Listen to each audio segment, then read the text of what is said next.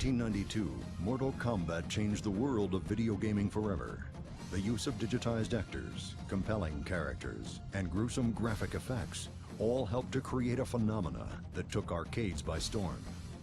A lot of people don't realize that the game was originally meant to be, a quick project. I think if Mortal Kombat did not have any blood in it, it probably wouldn't have had the kind of success it did. Fatality. Mortal Kombat 1 exceeded everybody's expectations. I don't think anybody was expecting it to be, to become as big as it did.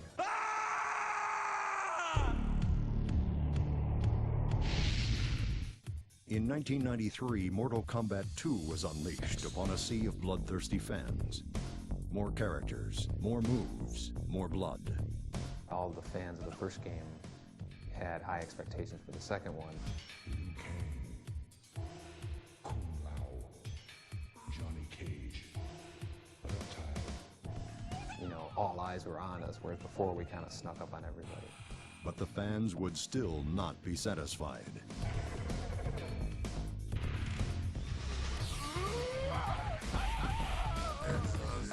1995 saw the release of Mortal Kombat 3 with a diverse cast of characters, crisp graphics, and an intricate combo system. Reality's boring. Nobody wants to pay for reality. We take everything beyond reality to the point where it's, the only way to do this is through our video game.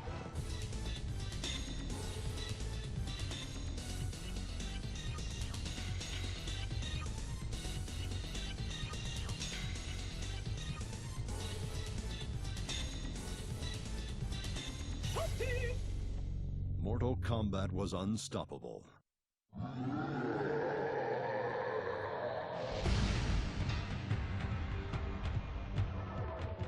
New technology made for broad advances in video games, and Mortal Kombat took full advantage. In 1998, Combat, now in 3D, took on a whole new dimension. The Mortal Kombat 4 Road Tour is something that's never been done before in the video game world. I remember these big trucks driving around with Mortal Kombat 4 logo on them. MK4's release was again marked by controversy. It definitely wasn't the only game with that kind of violence and blood. There were games that actually surpassed it. It was just the only game that really was, hugely popular and had the violence and blood.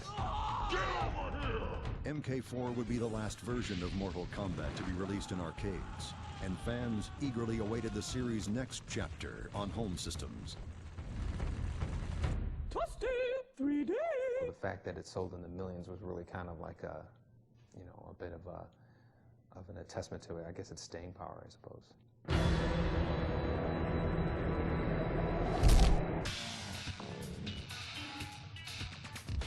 Feeding off the power of next-generation systems, Mortal Kombat Deadly Alliance brought the franchise exclusively to home systems and expanded its mythology. This is easily the biggest production of all the Mortal Kombat games. You could take, take the work of 3 of the previous games, put them together, and you have about what it took to make this game. We really wanted to make sure the martial arts was authentic in Deadly Alliance. In this game, we can make things look a little more real with the clavicles and neck bones that we didn't used to have in Mortal Kombat 4. The future for Mortal Kombat? I guess we'll have to wait and see. Now, waiting to be unleashed, Mortal Kombat Deception will deliver more of the carnage fans crave in 2004. 2 years ago, I was asked what the future of Mortal Kombat was. And at the time, I don't think I really was sure what Deception was going to be. Mortal Kombat Deception is by far the most ambitious Mortal Kombat we've ever done. Yeah, Ed had a master plan that, okay, this is what we're going to do, guys. Laid it all out. Mortal Kombat Deception is probably different in what we are defining this game to be. Our goal was to really do something unexpected, and that's really along the lines of these different gameplay modes. In Deception, I'm most excited about how many old characters we're bringing back. We're bringing back characters that people have been asking for quite a while now. But I think all the characters actually look better than ever. We learned a lot in DA. But I think a really, really cool difference is the online experience. The online thing brings back the arcade feel. This time you're playing against a real human being. I was part of the first Mortal Kombat 1, and back then there was just 4 of us. You know, it was 4 people that made Mortal Kombat 1 in less than a year. Now the team is just mammoth. It's necessary. Everybody on the team is needed. People have no idea how much effort goes into creating a video game in this day and age. The game now is so much deeper than, you know, back then. This game is about a bunch of guys beating each other up, and magic and monsters, you know, and fun, excitement. I think Deception is a good indication of what we're going to be doing with Mortal Kombat in the future. You know, it's kind of like the first step in many of expanding what Mortal Kombat means. Over the last decade, Mortal Kombat has become a legend in the arena of fighting games that will be here for years to come. Get over here!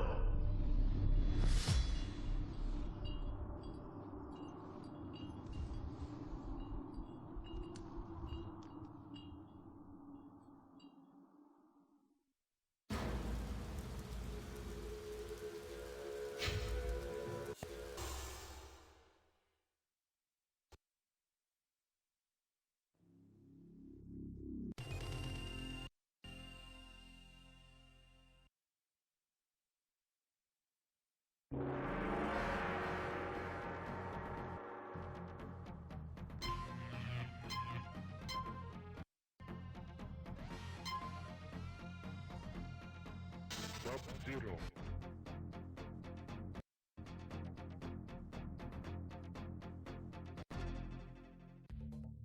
Fight.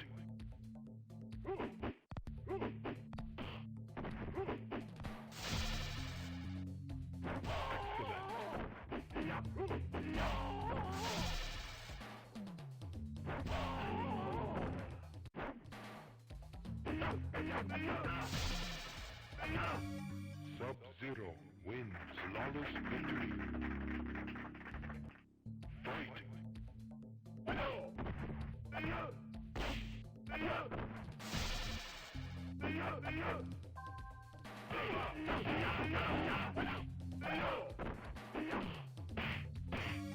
Liu Kang wins.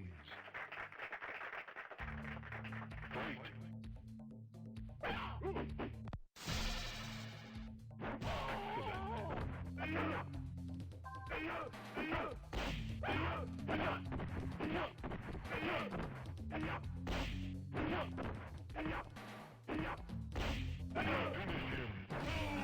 Liu Kang wins.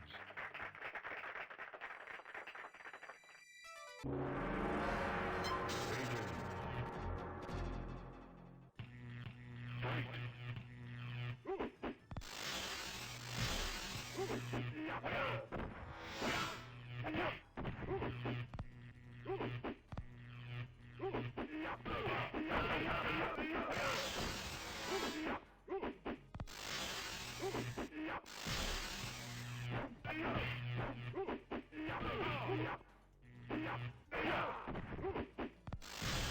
Raiden wins.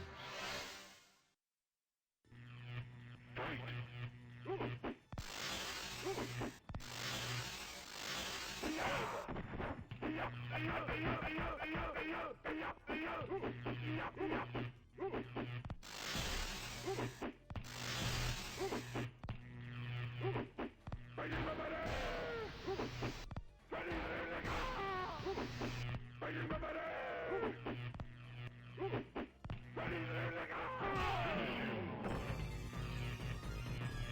Raiden wins.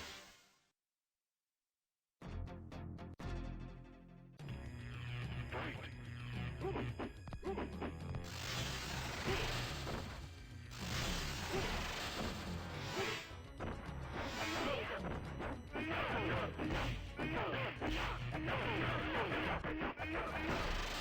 Sonya wins. Fight.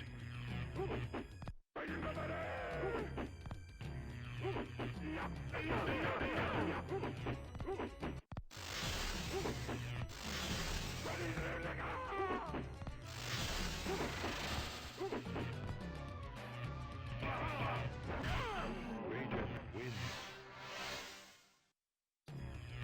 Fight!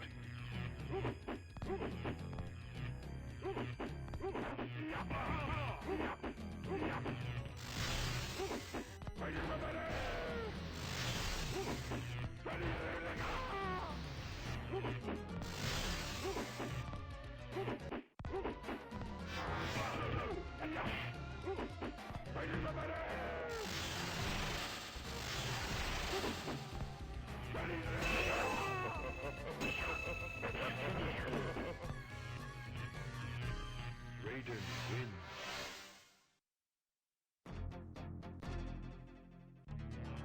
Fight!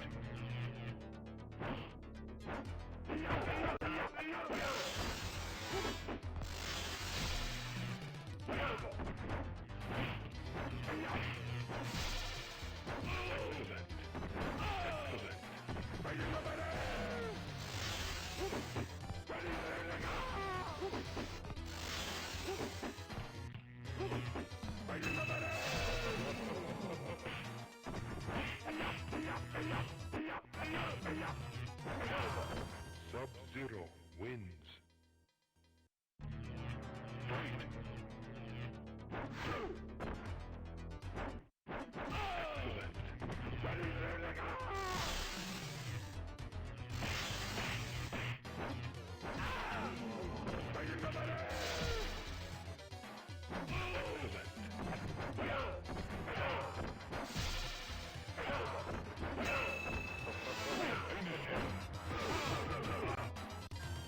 Sub-Zero wins.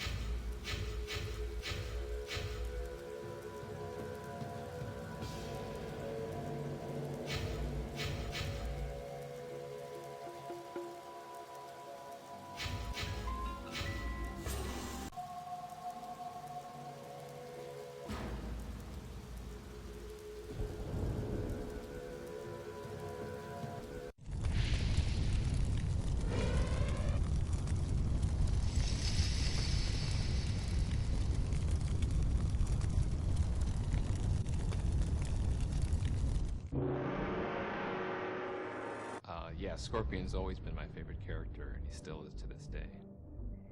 Fight!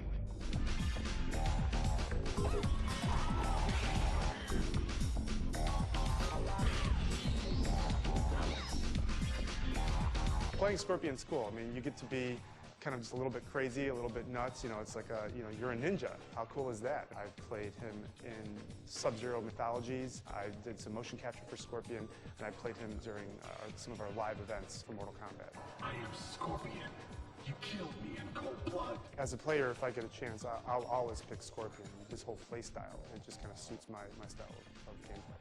I'm proud to have been part of the Scorpion legacy throughout the years.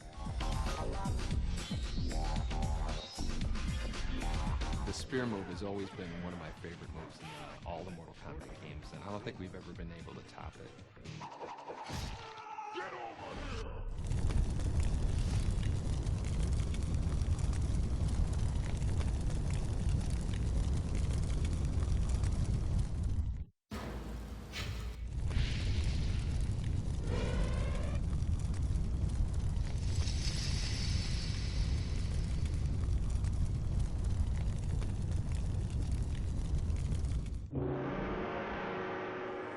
My name is John Turk, and I am Sub-Zero.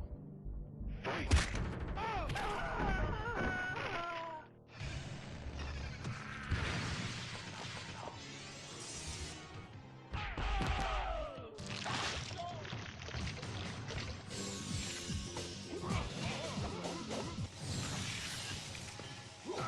You know, the freeze move in the first Mortal Kombat really came about because I was always a big fan of kind of setting up the player for a free hit.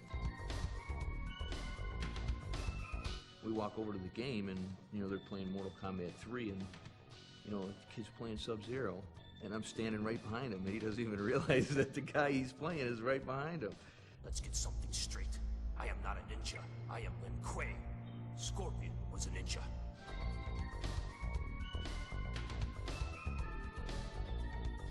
My martial arts style defined the character of Sub-Zero based on the way I move. The way I kick, the way I punch, the way I turn, the way I move my leg when I do sweeps.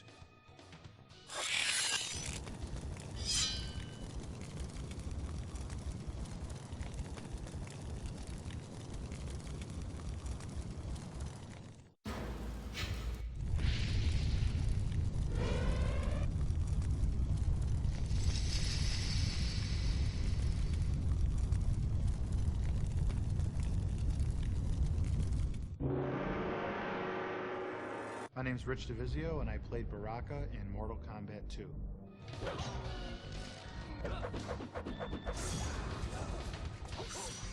We were trying to come up with characters, you know, and we were going to costume stores and looking around and found a mask of this monster. There was this very tight mask that I had to wear. You know, painted it up, you know, kind of made it all butchered up his face. And I just remember tons and tons of water just coming down my neck. And we took like, you know, fake nails and put them on for his teeth and spray painted them silver. This mask was skin tight. And those made up his teeth. And so people don't realize that, you know, this really scary creature is made up of, you know, a mask and some fake fingernails that were bought in a supermarket. That shoot was unbelievable. Baraka hasn't been in many Mortal Kombat games, but he's been a fan favorite for a long time.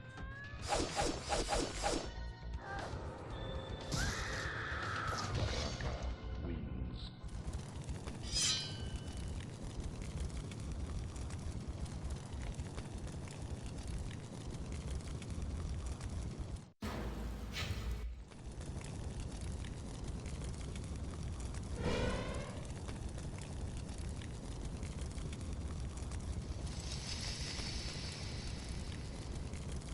This place, it feels dark. As dark as every heart that inhabits it. Shujinko is kind of our next generation Liu Kang. Through the conquest mode, you learn about Shujinko's past.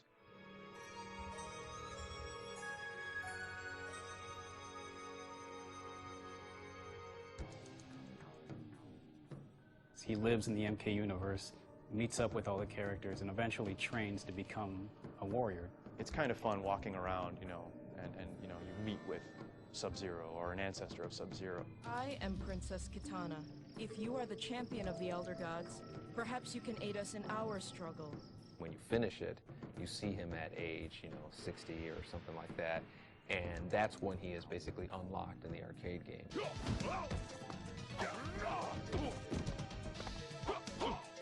Shujinko wins. Everything from, you know, 20-year-old Shujinko up to old man Shujinko is voiced by Max Crawford. Younger Shujinko is just a little variation of my actual voice. Good to see you again, Damashi. It was fun doing the old man. Oh, Master Boraicho, crack the dojo window.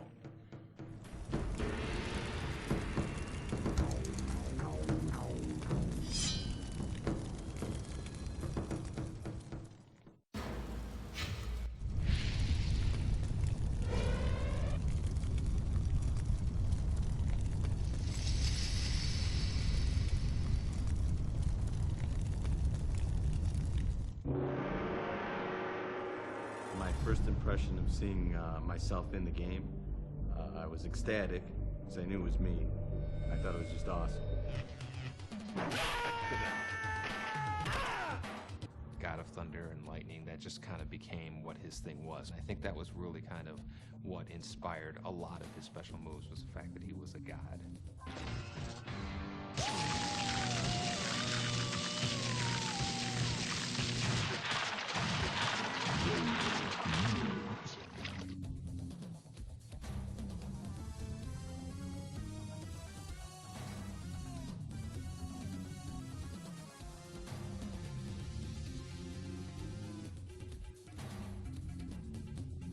In real life, I am a martial arts expert. I've been doing various arts for probably 22 plus years.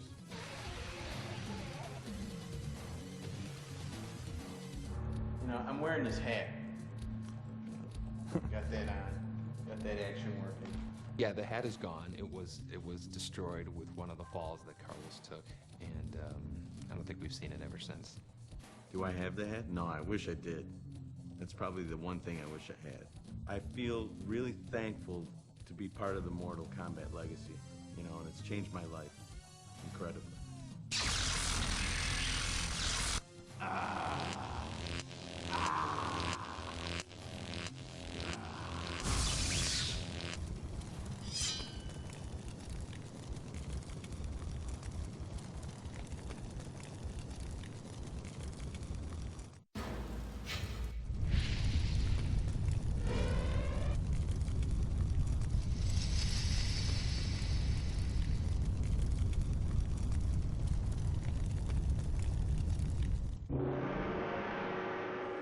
For Deception, our goal was to really say, let's bring back the nostalgic characters, and obviously Sindel, Nightwolf, Baraka, Melina, all of those are in that category, and so we had to bring them back. Fight!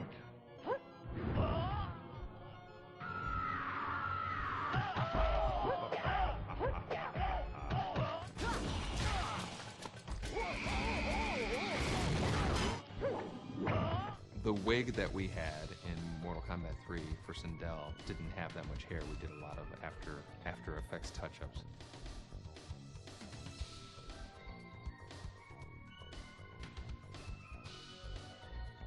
She had this ability to scream at super loud volumes, and that was that would stun the opponent and give you kind of a free hit.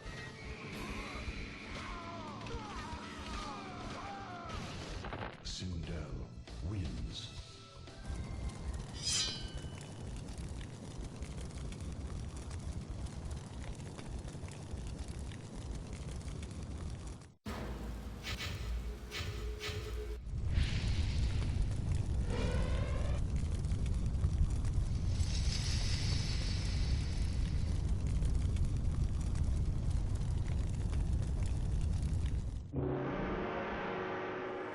Well, I think Kitana was really one of the favorite characters from Mortal Kombat 2. She was a new character. She had ridiculous combos that people, came up with that I had not even thought of. So when I saw people doing Kitana combos, in the corner, you knew there was something special because people were taking the game in a direction that you didn't even think of.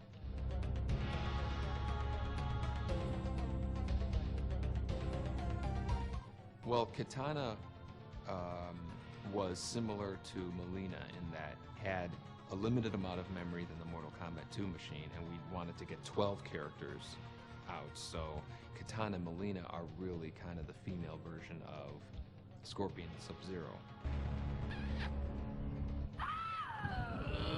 Kitana wins. Flawless victory.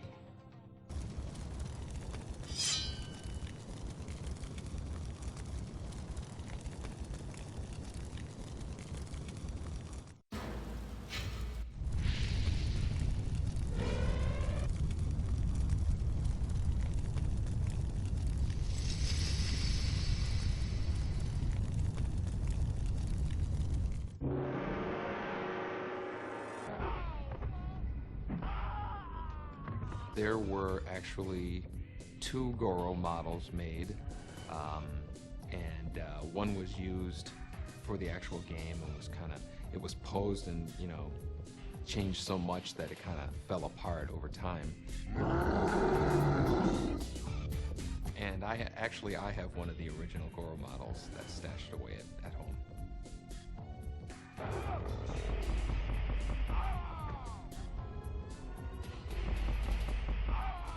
Flawless victory.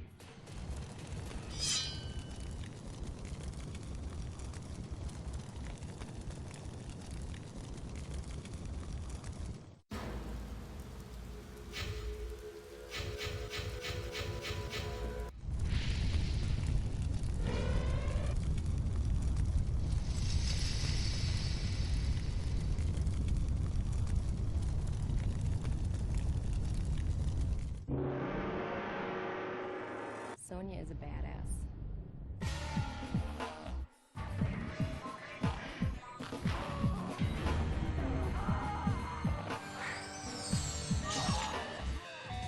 Carrie was easily one of the best people we worked with in terms of actors playing the characters.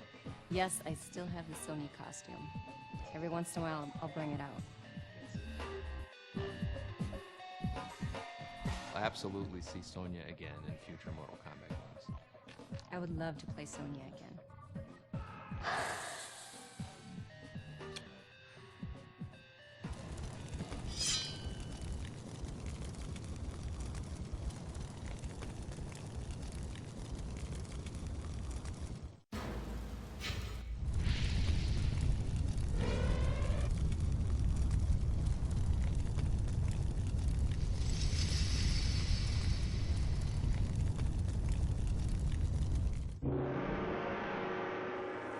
Hello, my name is John Parrish. I am Jax!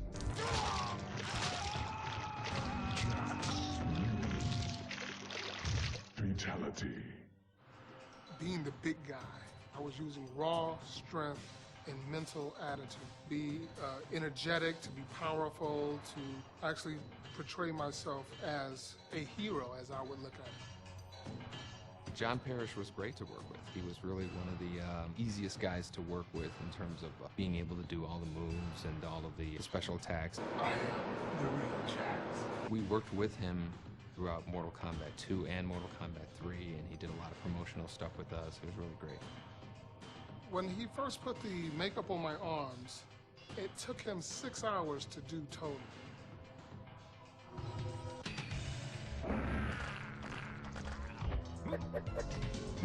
Outstanding.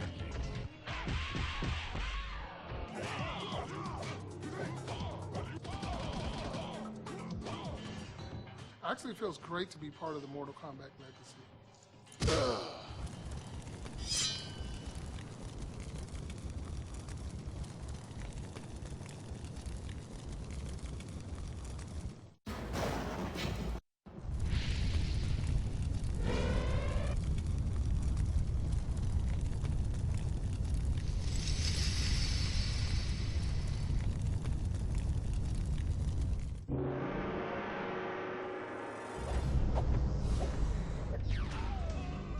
Melina was created because we needed to stretch the memory in our game again. We were out of memory.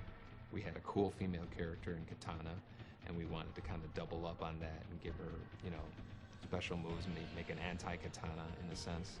And so that's kind of where Melina came from.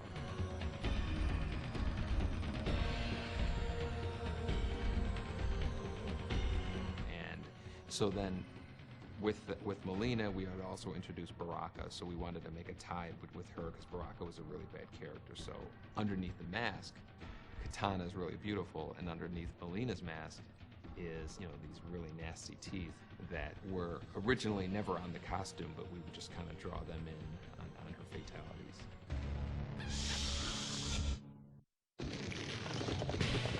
Melina.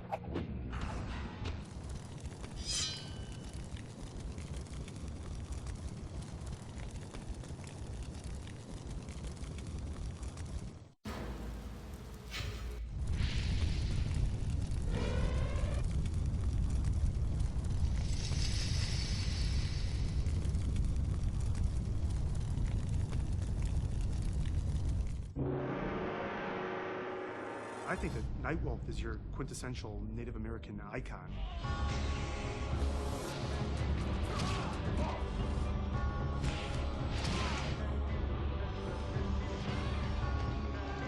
Just a strong, proud person with, you know, pride. He's got honor, has rules, but at the same time, he is definitely no pushover. Well, the Nightwolf costume looked a lot better on the drawing than I think it did on me, but you know, we made do. Nightwolf's fatality was holding his tomahawk up to the sky, channeling light into it, right into his enemy for his final blow.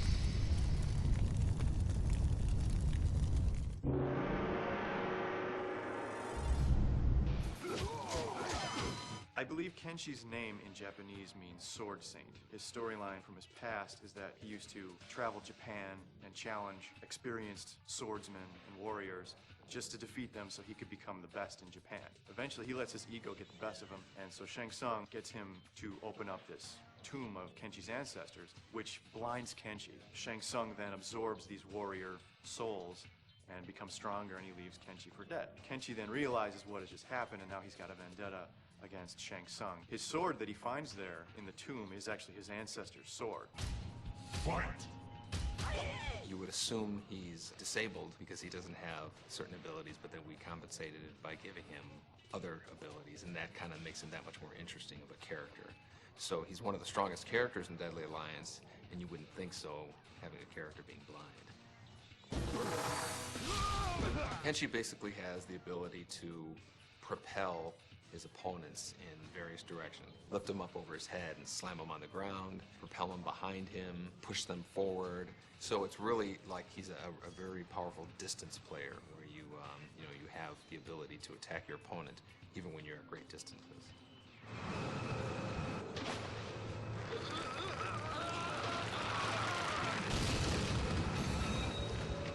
Fatality.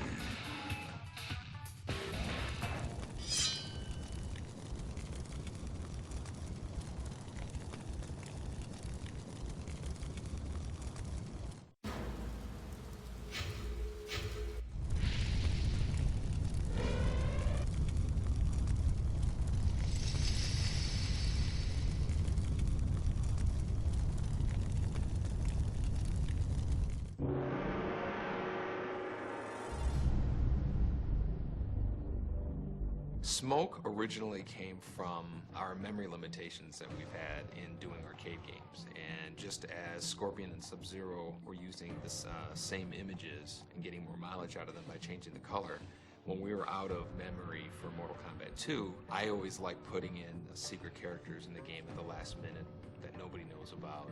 That was kind of like the origin of Smoke and Jade. They were, just kind of like the alternate colored versions of Sub-Zero and Mileena and Katana.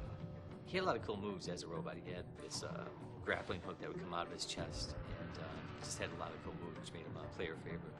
We brought Smoke back for Deception just because people have been asking about him for a while now. It was funny because a lot of fans like the ninja version, a lot of fans like the robot version, so we thought it would be a good idea to bring back both. Every one of our characters in Deception has kind of two costumes, and so for Smoke we decided we're going to have him be a normal ninja like people had seen him before in Mortal Kombat 2, and then also his Mortal Kombat 3 persona, which is kind of like the cybernetic ninja.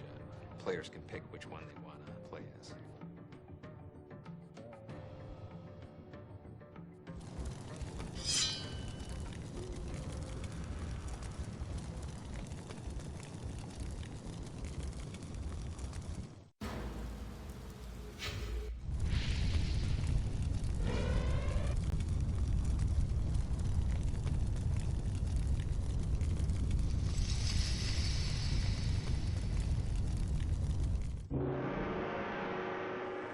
Jade was the third in the series of characters that was derived from existing images. Jade was a female ninja type character like Mileena and Katana were, and she was kind of like an evil version of Katana in a sense. Jade is a childhood friend of Katana, which probably makes her thousands of years old, because Katana is thousands of years old. The approach we've taken with Jade in this game, in Mortal Kombat Deception, is that she's more of the stealthy ninja type of character. She's the one that sneaks around and gets information, and carries out covert activities. And I kind of like that about her. She's about getting things done, and she's very loyal. We wanted to give her something that separated her from Katana Mileena, so we gave her the staff weapon that was her weapon in Mortal Kombat 3. Not many characters had weapons in Mortal Kombat 3.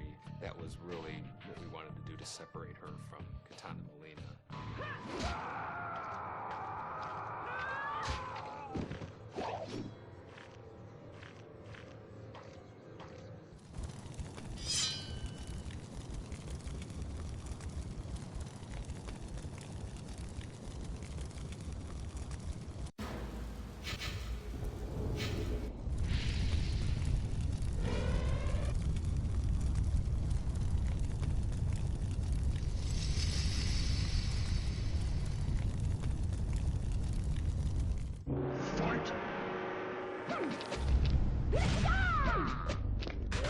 Finish him!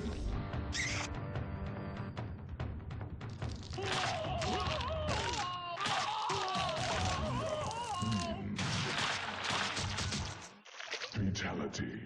I guess not many people know that the Tanya character is named after my sister, who's named Tanya, and as well as my other sister's name is Sonia. Tanya is the daughter of an Edenian ambassador, but she has sided with the bad guys in previous games. She turned on Liu Kang in her ending in Mortal Kombat 4, that she, sided with Shinnok, and she sided with the Deadly Alliance even at one point. Now she's siding with the Dragon King, not so much because she wanted to, but because she was almost forced into it. She's an enemy of Jade and Kitana and Sindel, because she's a traitor.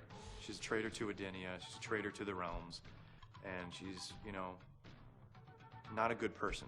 Tanya has always had her boomerang projectile move, which is one of the more outrageous projectile moves in the game. And we're giving her that boomerang move in Deception again. And in addition to that, she has a weapon. So she has a bigger arsenal of attacks than she did in the previous games. Finish him!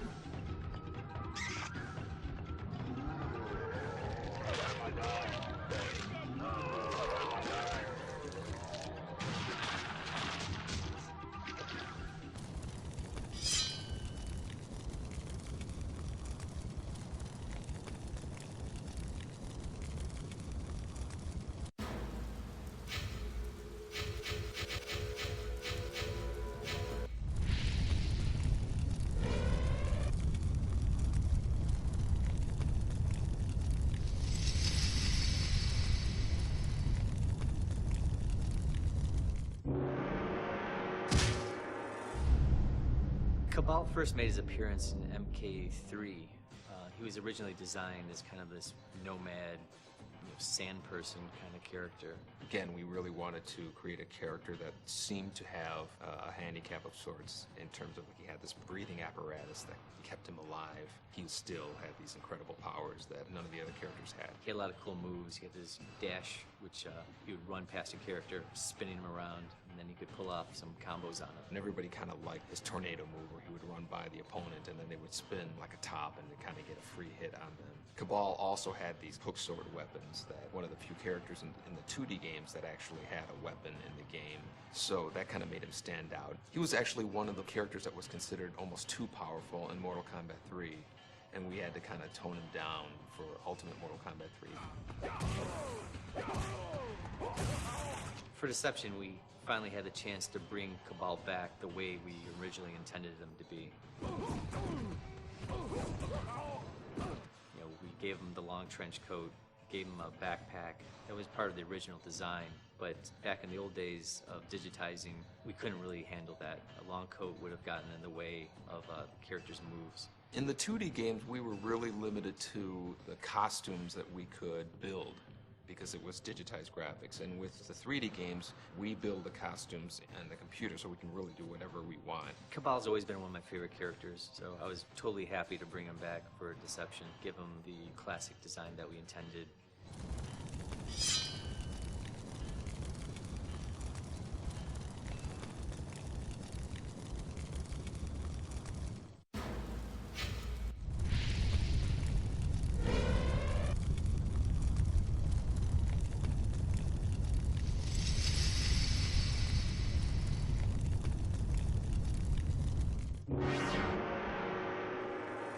Shang Tsung, he is the symbol of evil for Mortal Kombat. He's always around. I think he's been in almost every game. Excellent.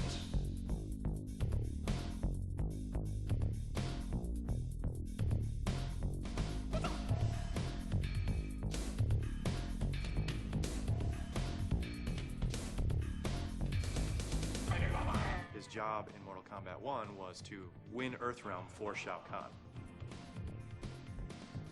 Shang Tsung's stance I thought was really unusual, and it was kind of like this. Very different, very unique from all the rest of the characters in the game. Johnny Cage. Shao Kahn wanted to take over Earthrealm And through the Mortal Kombat tournament, he was going to do it. Shang Tsung was probably one of my favorite characters in the series. He always kind of had the sinister edge, more so than some of the other characters, a bit more regal kind of feel, and that's what I tried to capitalize on in redesigning him for Deadly Alliance. In Mortal Kombat Deadly Alliance, Shang Tsung teams up with the sorcerer Quan Chi, and the both of them not only kill Liu Kang, but they kill Shao Kahn as well.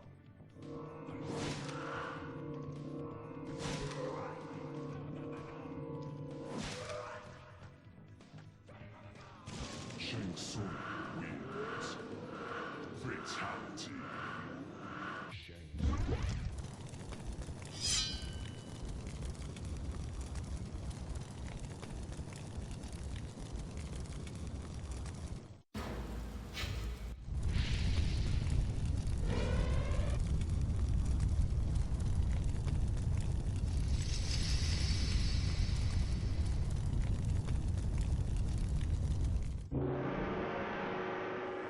My name's Rich DeVizio. I played Kano in Mortal Kombat 1 and Mortal Kombat 3.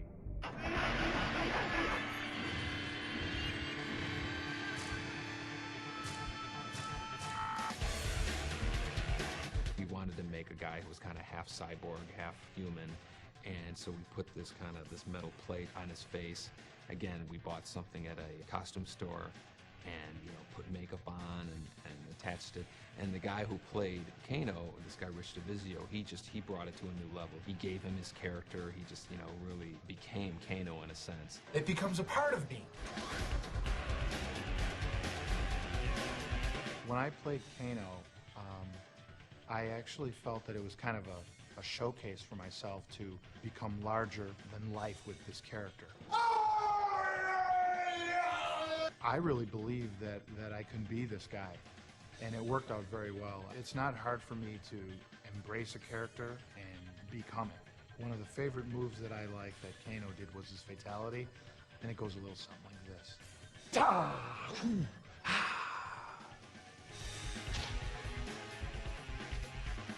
Kano wins.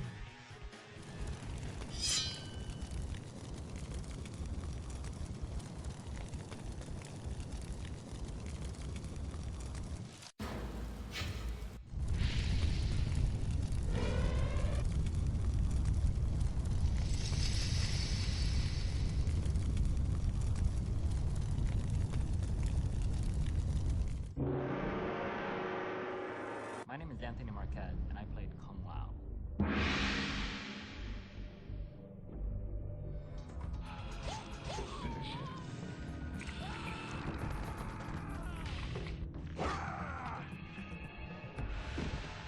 After the first Mortal Kombat, the creators wanted to introduce another Shaolin monk type character. They had heard about me, and I seemed right for the part. Tony was probably one of the best martial artists that we worked with. You could see his character, the kicks are really high and they're authentic, so he lended a lot just because of all of his experience with martial arts. So in terms of his attitude, the way he moved, the tilt of the hat, all of that stemmed from what I thought Kung Lao should be. The favorite part of my personality always stemmed from the hat. You put on the costume and you're still just a person in costume. But once that hat goes on, it's almost like being Clint Eastwood in an old Western movie with the brim of the hat hiding your eyes, and when you slowly tilt that head up, once you make eye contact, that's Kung Lao. It's no longer Anthony Marquez, it's Kung Lao.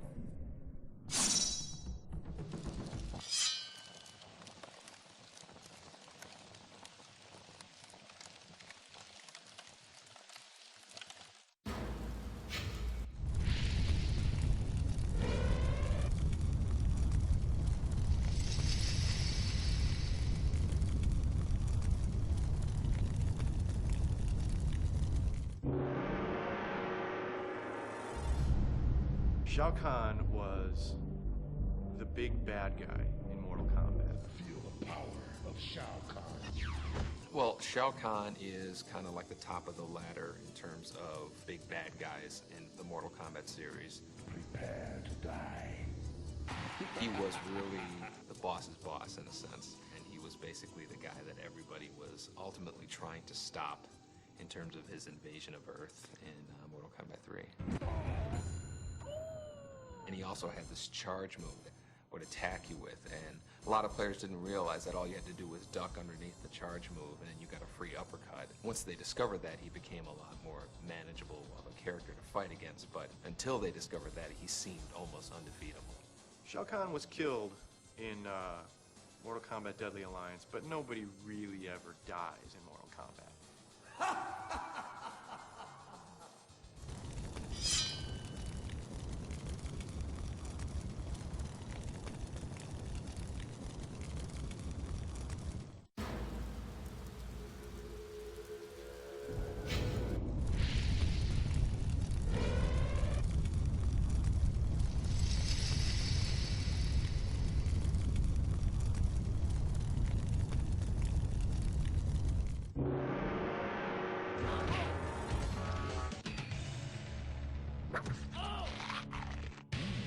Reptile wins. Fatality.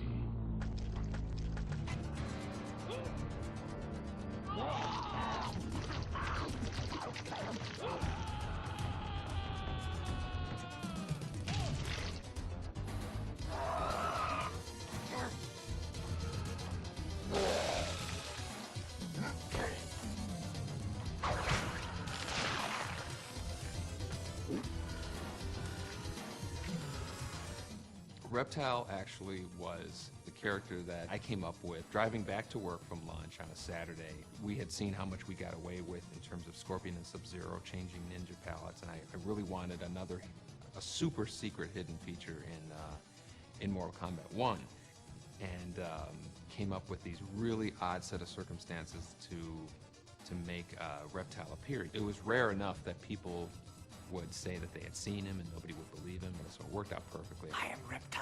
I talk like this. And then I have to go like this. Yeah, Reptile, the infamous Green Man.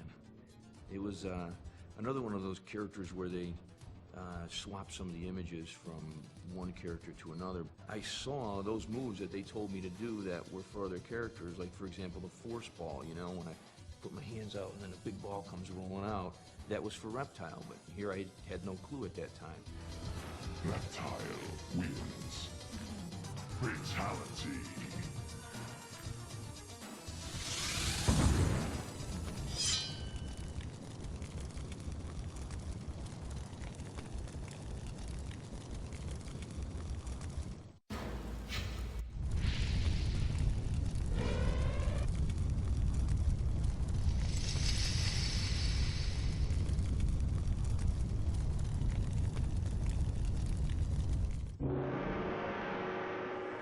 The favorite character that I played in Mortal Kombat was definitely Quan Chi. Do not fail!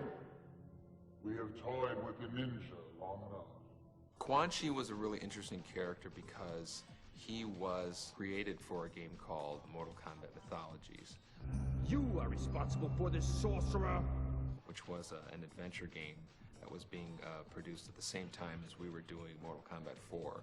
And so we thought it would be interesting to have him make an appearance in Mortal Kombat 4 as well as Mythologies, even though those two games happen in completely different parts of the Mortal Kombat timeline. Quan Chi is one of the most mystifying characters to me. We really don't know what his origins are other than he's from the Netherrealm and he's part of the Brotherhood of Shadow. Who knows how old he is? You know, he could be as old as the Netherrealm itself. But he is definitely evil. He is definitely an evil guy. I think of him as the greatest sorcerer in the Mortal Kombat universe. I think of him as being even more powerful than Shang Tsung.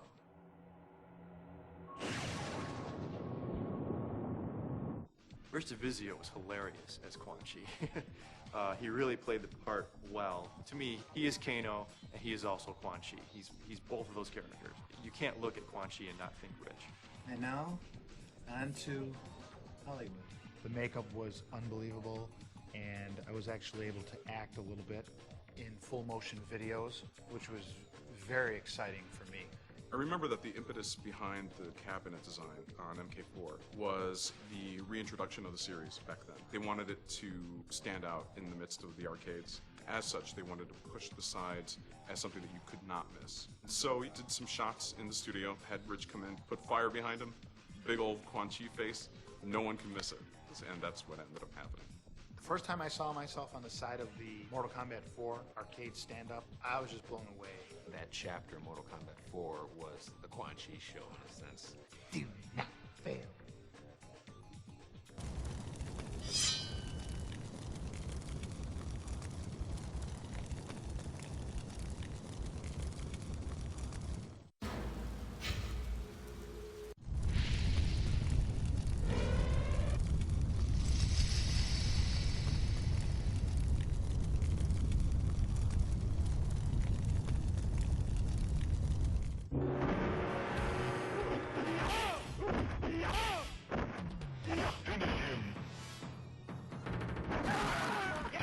Johnny Cage wins.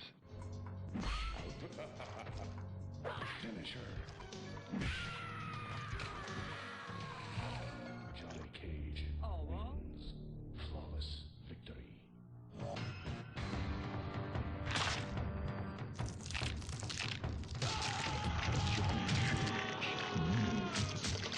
wins. Fatality.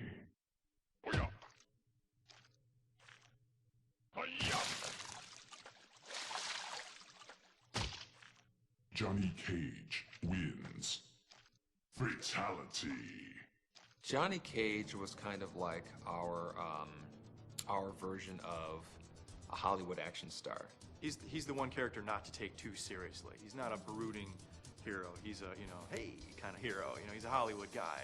A lot of flair, a lot of pizzazz, still very skilled martial artist, but put in the situation with all these noble Shaolin monks and Lin Kuei ninjas. Johnny Cage, to me, is almost like the comic relief of Mortal Kombat. He's the actor, so he doesn't take this all as seriously as a Liu Kang or a Raiden or Kung Lao will take it.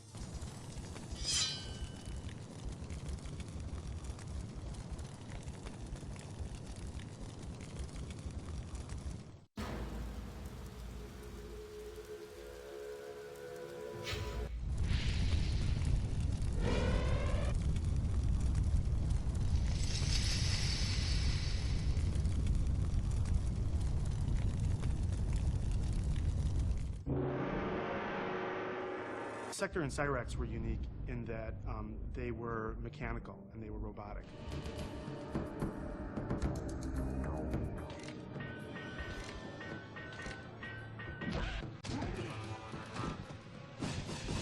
A funny story about Cyrax and Sector was that originally we could not think of a name for them, so Tony Goski came up with the name Ketchup and Mustard, Ketchup being Sector and Mustard being Cyrax. Cyrax was one of the many characters portrayed by Sal DeVita. When Sal was playing Cyrax, I felt the worst for him because he had this helmet on that I remember him sweating a lot inside, and he had just unbelievable tolerance for discomfort. The costume for Sector and Cyrax was really heavy. It was a lot of plastic armor and plastic chest plates, but then a custom-made helmet, but hot, uncomfortable, couldn't breathe, couldn't hear anything, but somehow we made it through it. It was great.